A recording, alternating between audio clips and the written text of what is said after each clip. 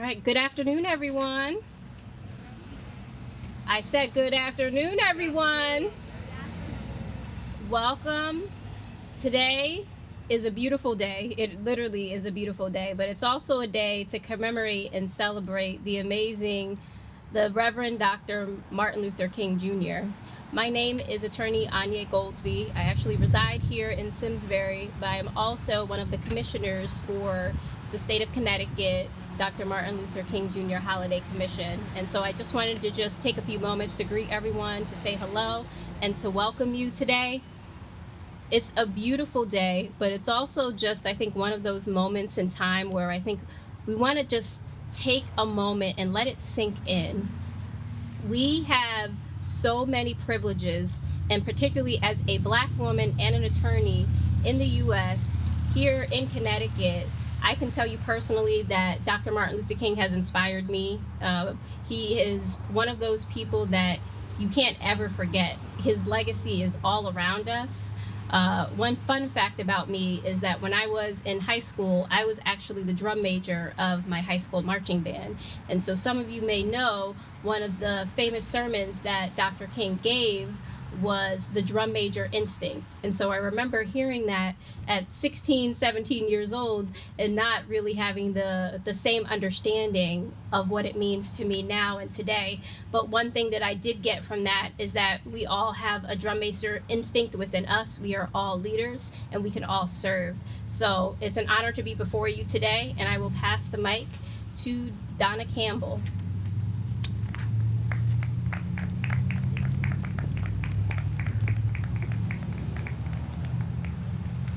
Thank you so much, Commissioner Goldsby. It is a pleasure to stand before you. I am delighted. The weather has cooperated beautifully, and we're here to pay tribute and honor and reverence to the late Martin Luther King Jr. I cannot say enough about the Simsbury Free Library and the Simsbury High School students and their instructors who helped to make this all come true. It's an amazing day for me as the chair of the State of Connecticut Martin Luther King Jr. Holiday Commission. I am honored and delighted to stand in this presence. And before we go any further, I would like to now call on the Reverend George Harris to come and give us the invocation. Reverend Harris. Thank you, Donna.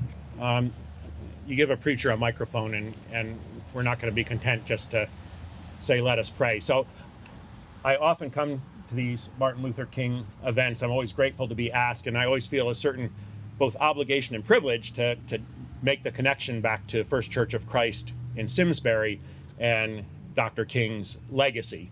And I expect many of you here know, of course, the connection to Simsbury, but also to First Church. The story is told that one day the summer choir director heard a rich baritone voice coming from the floor of the church and asked about who possessed this beautiful voice, and was told almost dismissively that it belonged to one of the summer tobacco workers that happened to be in church that day. And the implication was that, again, you know, that no one that you need to be bothered with. And he responded, I don't care about the color of his skin as long as he can sing. And I can tell you that we love to tell that story at First Church of Christ in Simsbury. We love to tell it. I think we love to tell it a little too much. I just make two observations about that story. As I just told it and as we tell it, we might ask ourselves who the hero of that story is. And the answer is Merrick Garland, the summer choir director. And yet I would ask if that really makes sense that he be the hero of that story, because who is the hero of any story we tell about Martin Luther King Jr.? The hero is Martin Luther King Jr., and yet the story doesn't get told that way. It doesn't tell the story of why he was in Simsbury and how he got to First Church and what he endured to get there. So there is a word that's sometimes used for such things, white saviorism. I'm not completely owning that, but I do say that this sort of hints at that or touches upon that. I love the story. I love my church. They've heard me say the same thing before too, but I feel like it has to be named whenever that story is told. The other thing that has to be asked is, what have we done lately? We tell a story that's decades old now, and I think the more important question for us, at least at First Church and probably in Simsbury, is what have we done lately? For an invocation, I actually have the words. It's called Hymn for the Hurting by Amanda Gorman. You know Amanda Gorman's name, a young black poet, brilliant, spoke at Biden's inauguration. Always conscious as a white man when I'm taking the words of a black poet into my mouth. She refers to things like heritage in here, and I can tell you that I believe that's not my heritage she's speaking about, but I do believe that the words are broadly relevant and have meaning for all of us this afternoon. So hear these words. I'll say one more thing. She wrote these words a year ago after the Uvalde shootings, and they've been making the rounds again after the mass shootings in Nashville. So I think that's the context for these words.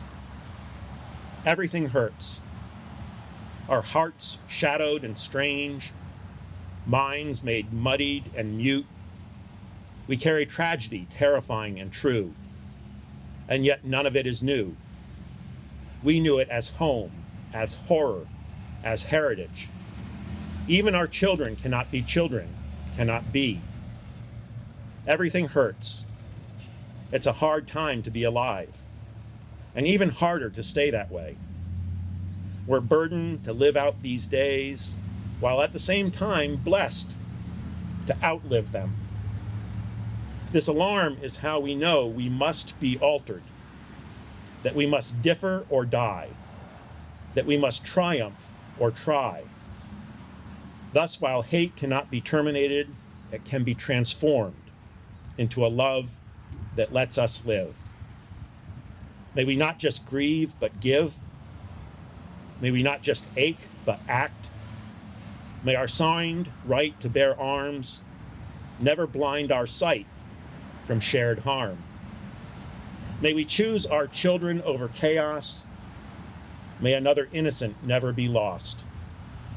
Maybe everything hurts, our hearts shadowed and strange, but only when everything hurts, may everything change. May it be so. Amen.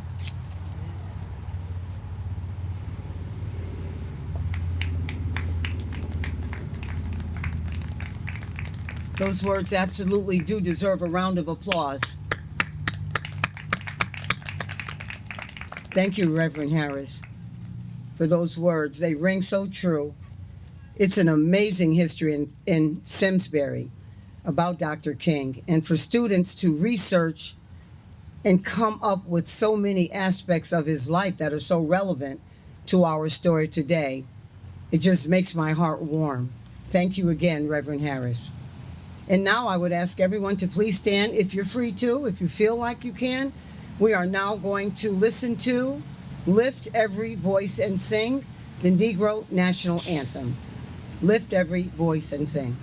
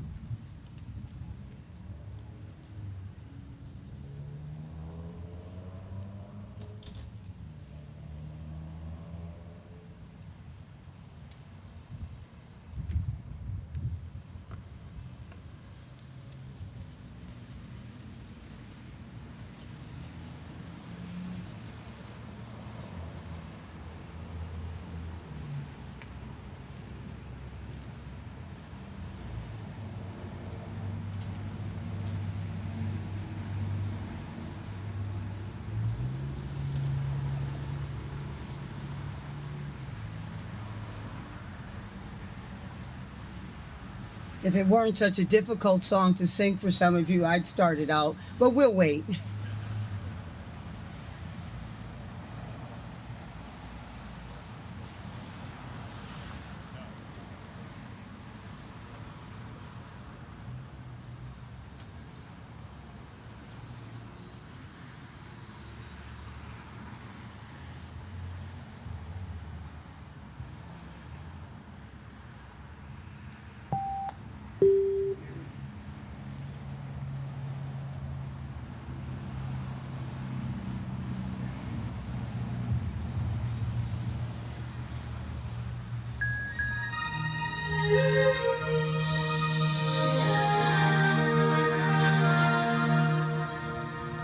Lift every voice and sing till earth and heaven ring, ring with the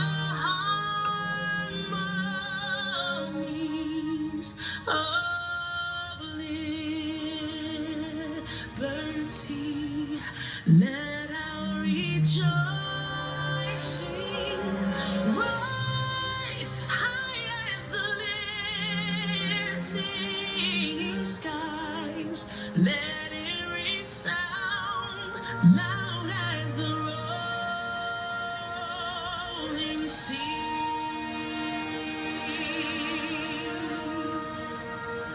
Sing a song full of the faith that the dark past has taught us. Sing a song full of the hope that the present has brought us. Facing the rising sun of a new day begun.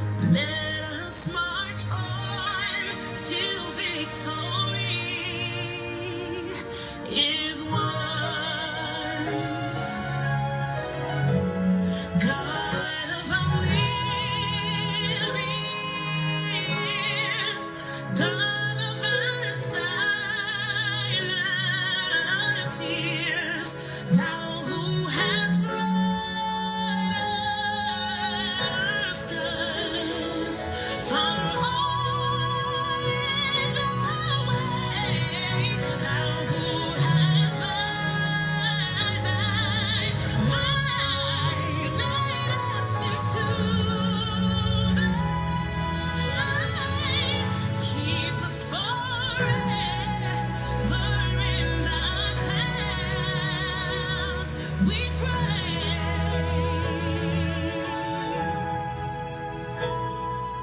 Lest our feet stray from the places, our God, where we met Thee. Lest our hearts, drunk with the wine of the world, we forget Thee.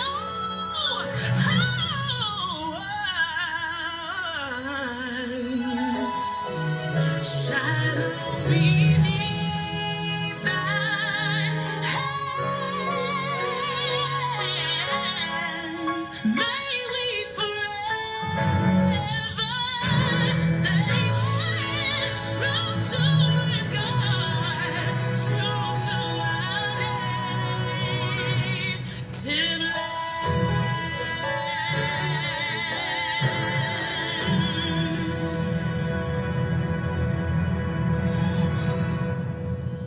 Thank you. You may be seated. That rendition was done by gospel singer Tasha Cobb. And now, I would like to have greetings brought to us by, first, the first selectman of the town of Simsbury, Ms. Wendy Maxdudis, followed by Ms. Tara Willerup, Library Director for the Simsbury Free Library. In that order, thank you. Thank you, Donna. I just want to welcome everyone on this beautiful, I think one of the nicest spring days so far this year, to the Free Library, and thank Tara for inviting me. I just want to again say thank you to the state of Connecticut MLK Jr. Holiday Commission for coming out here for this wreath dedication. As everyone knows, Simsbury has this heritage that we keep reminding ourselves of and we never forget, and I'm happy to be here and be part of this. I'm going to turn it over to Tara. Thank you all very much for coming. Thank you, First Selectman McStudis. And we are very, very happy to have you here, and we're very happy to share our memorial with you. I'm going to turn over our introductions to Jim Flynn, who is the chairman of the Simsbury Free Library. Thank you, Tara, and let me add my warm welcome to everybody. Very solemn occasion, and we're really proud to be part of the observation. I thought we might take a minute or two to say a word about the Free Library and kind of describe how, of all places in the country, the MLK and Connecticut Memorial wound up right out here. The Simsbury Free Library has been around for a long time, established in 1874. It's been a private foundation since then, money donated by a gentleman named Amos R. Eno, basically for the purpose of establishing a public library. Mr. Eno, who's buried next door, owned all this land, and in 1890 had this building built. And until the mid-1980s, the Simsbury Free Library was de facto the public library for Simsbury. Simsbury grew a lot to the point where a private foundation of limited resources could not support a public library. So the town took over that function, still does, wonderful town library down the street. And the Simsbury Free Library switched from being a general circulation library to more of a community center and a focus, with a special focus on both genealogy and history. Now the word free is in our title because back in the day, most libraries were subscription. You had to pay dues to be a member, but Mr. Eno wanted it to be open to everybody. As part of our ongoing study of history in our programs, about 17, 18 years ago, we connected pretty tightly with Simsbury High School, in particular a teacher, now the head of the social studies department, at least. I think he's got a better title than that, named Rich Curtis. And in the summer of 2009, Rich assembled a team of students who were tasked with looking into this whole supposedly suburban myth that Martin Luther King actually spent some time here, et cetera, et cetera. So rather than have me describe what happened, I'm going to call on young Jack Grossman to tell us a few words about what the students did and how it's continued to this day.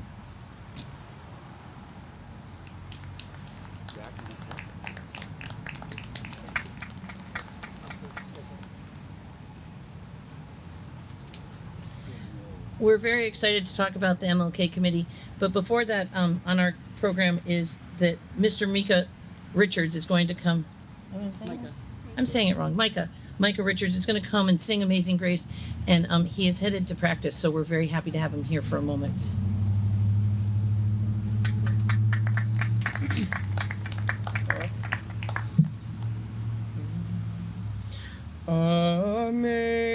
Amazing grace, how sweet the sound that saved a wretch like me. I once was lost, but now I'm found. Was blind, but now I see. 'Twas grace that taught my heart to fear, and grace my fears relieved. precious did that grace appear, the hour I first believed. Through many dangers, toils, and snares, I have already come. 'Tis grace hath brought me safe thus far, and grace will lead me home.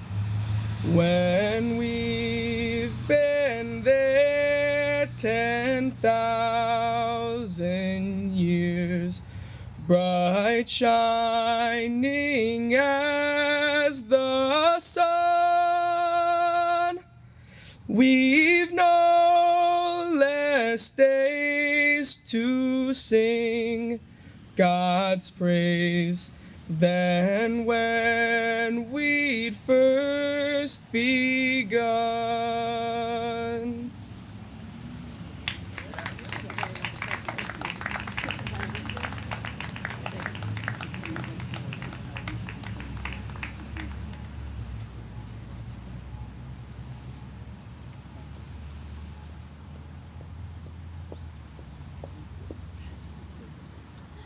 Good afternoon. I am the Director of Equity and Access for Simsbury Public Schools, Dr. Tyarisha Batchelor, and I have the pleasure of being in the presence of the students who have started the MLK ceremony here today. And if you thought that was amazing, please come and hear the Gertrude Banks Gospel Choir, because our students are doing a fabulous job and they can sing. So please come out. So let's give a round of applause for Micah again. I have two students here who keep me humble, energized, engaged. And without further ado, here is Jack Grossman and Emma Pastor.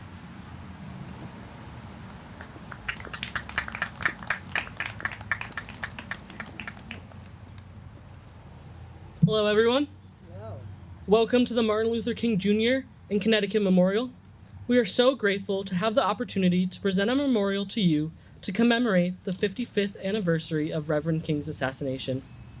Our group's intention when implementing this memorial was to keep MLK's legacy of social justice, inclusion, and service alive through a permanent structure. Today, we will be talking to you a little bit about the history of our group, as well as the significance of the memorial's elements.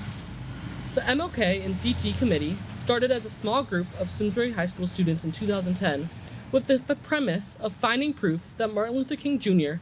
was in Connecticut. As a result of the students' investigations, they created a 14-minute documentary detailing Reverend King's time in Simsbury, as evident through historical documents and personal interviews that corroborated his presence in the town. As the years went on, members of the group wanted to create something more permanent to honor MLK's time in Simsbury, as well as preserve and share his legacy with the community.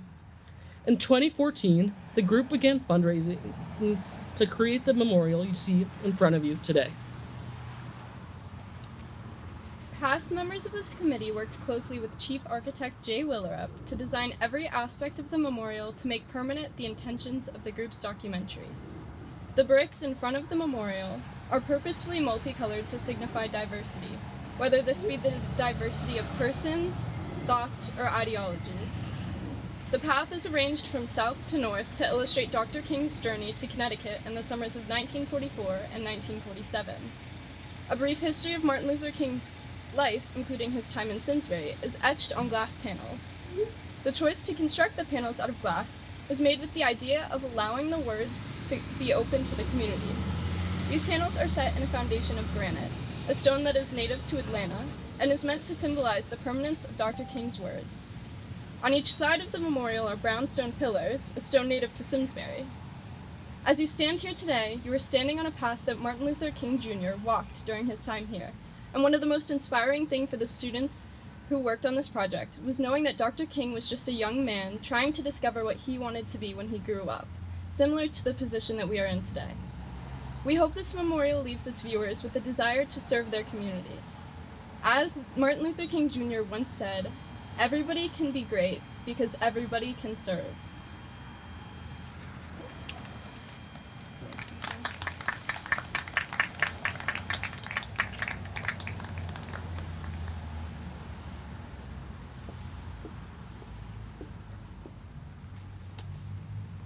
It's a pleasure to have so many of you talented people in the audience. I'd like to thank you, sir, for your remarks as director board.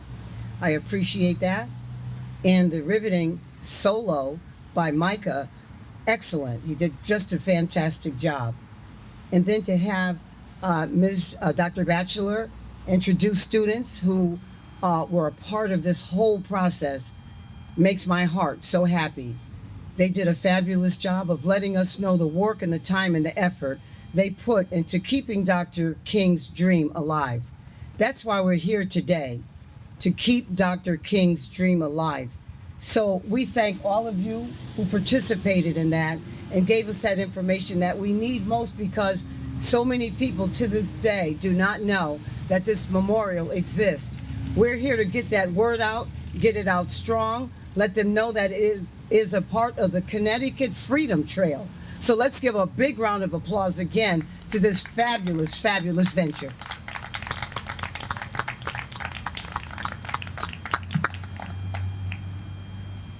As we talked earlier, and why we're having this program is because of the late, great Dr. King. 55 years ago today, he was assassinated.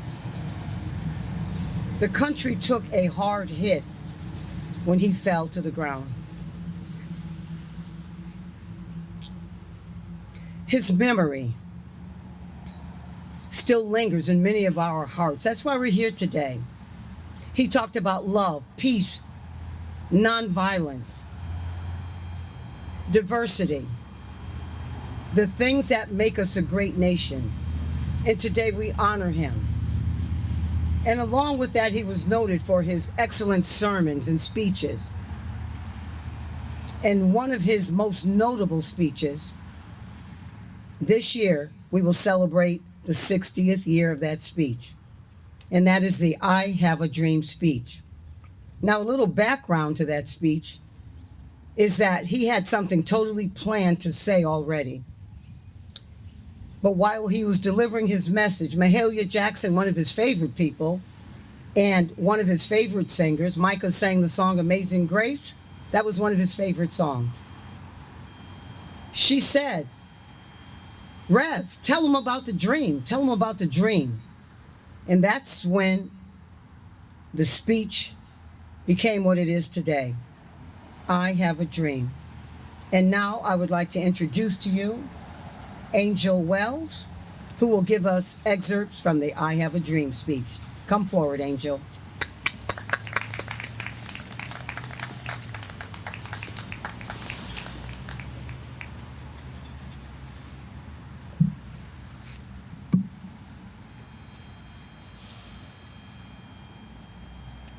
I still have a dream. It's a dream deeply rooted in the American dream. I have a dream that one day this nation will rise up and live out the true meaning of its creed. We hold these truths to be self-evident, that all men are created equal. I have a dream that one day on the red hills of Georgia, the sons of former slaves and the sons of former slave owners will be able to sit down together at the table of brotherhood. I have a dream that one day, even in the state of Mississippi, a state sweltering with the heat of injustice and oppression, will be transformed into an oasis of freedom and justice. I have a dream today. I have a dream that my 4 little children will one day live in a nation where they will not be judged by the color of their skin, but by the content of their character. I have a dream today. I have a dream that one day down in Alabama, with its vicious racists, with its governor having his lips dripping with the words of interposition and nullification. One day, right there in Alabama, little black boys and black girls will be able to join hands with little white boys and white girls and walk together as sisters and brothers. I have a dream today. I have a dream that one day every valley shall be exalted, and every hill and mountain shall be made low, and the rough places made plain, and the crooked places made straight, and the glory of the Lord shall be revealed, and all flesh shall see it together.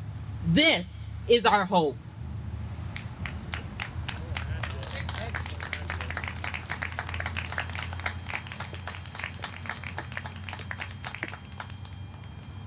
Those words are as powerful as they were 60 years ago, and even more meaningful now. That dream will not die. As long as we have people like you in the audience, that dream will become a reality. I thank you, Angel. It's really touching. Before we move further in the program, I don't know if I overlooked anyone here that is in the community that would like to have something to say on this program. I don't know all of your faces, but I do know I do have the community police officer here, and I will like to recognize him. He helped me right from the start to plan this event, and I just thank him very much for being here. His presence today, Officer Ball. And I hope I said the right name. I don't think I did. But if you'd like to have remarks, you may. Officer Ball actually couldn't make it today. He had caught up on something, so I'm here to represent the police department. And your name is? Alex Cruz. Okay, we thank Mr. Alex Cruz for taking time to be with us today. This is an important event. Thank you so much, and please give Mr. Ball my thank you as well. We're coming to a part of the program now that is it's emotional. In the last months or so, we lost two amazing people. One lived in the community and one worked in this community. Whether you knew them or not, if you heard about them, they touched your heart. The late Gertrude Banks was a liaison in Simsbury with the school system, working with Simsbury High School. She and I worked together. I met her many years ago, and people always got her confused with Gertrude Blanks, who was a storyteller at the library for many years. So you'd always have to take the L out and tell everybody, and Gertrude Banks, so that became the standard for she and I and our relationship. Right from the time I met her, I knew there was a strong connection, a spiritual side of her that touched and reached out to everyone. And today, as we talk about Dr. King, you have to think about Gertrude Banks, because that was her spirit of love, kindred spirit, celebration, diversity, inclusiveness. No matter who you were, Gertrude embraced you. I went to the concert last week at the Simsbury High School, and the choir that she co-founded is now named after her, the Simsbury Gertrude Banks Simsbury Gospel Choir, and deservedly so. The students that spoke on her behalf could only say the most wonderful things about Miss Banks. She did a lot in Simsbury to heal, nurture, and to care, and we thank her for that. The other young lady, Abigail Harris, and when I say a young lady, she died shortly before her 20th birthday, if I'm correct. Her father's here today. He gave the invocation. I'd like to call him forward now, the Reverend George Harris. This is a time of sadness for loss, but a time also of joy because they lived. Dr. King, Gertrude Banks, Abigail Harris. Abigail lived in the city of Simsbury, and she was like golden. She touched so many lives. I never met her. But when I just read her obituary, the words that were said and spoken touched my heart deeply. I had spoken to her father on other occasions, so I can kind of see where she got it from. But to lose that life was a great loss, because she too exemplified love, peace, understanding, diversity, and getting people together. So today I stand before you to honor the names of those two deceased people. I know it's still hard for many of us because they're not here in the flesh, but they will not ever disappear from our spirits. So today, I would like everyone who can to please stand for a quick, silent thought about the lives of these folks and the late Dr. King. I will call their names again. Gertrude Banks. Our dear Abigail Harris. And the late, great Dr. Martin Luther King Jr. A moment of silence.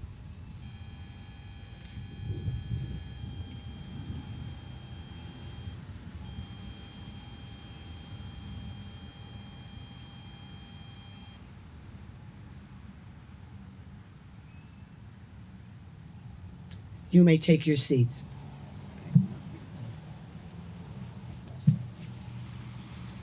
The Martin Luther King Jr. Holiday Commission has a resolution to give to the family of Abigail Harris and to the family of Gertrude Banks. We will be presenting it to them. Thank you.